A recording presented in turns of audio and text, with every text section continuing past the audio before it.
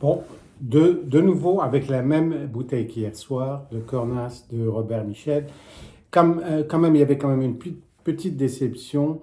On a voulu en laisser un peu pour regoûter le lendemain et donc pour voir un peu si ça a évolué, juste avec le bouchon dans la bouteille sur, disons, ça fait plus de 12 heures,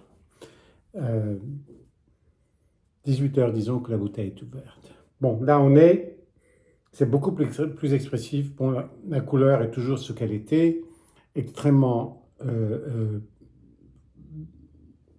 intense et pure. Il y a plus de fruits, un peu plus de poivre. Le gras a plus ou moins disparu. On a vraiment là les fruits noirs qui sont très prononcés.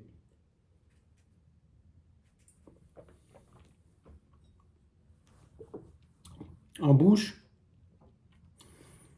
c'est vraiment disons, les saveurs euh, secondaires et tertiaires. Donc c'est le sous-bois, les champignons, la terre, ce côté un peu de cornasse classique et âgé qui est satisfaisant de cette façon, avec la matière que ça a. Un tout petit peu de poivre, peut-être un peu moins qu'hier.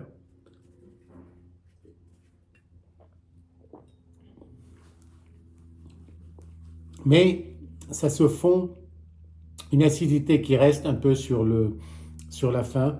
Je trouve que c'est quand même, pour moi, c'est une évolution de tout ce qu'on a perçu hier. Et c'est un peu plus présent.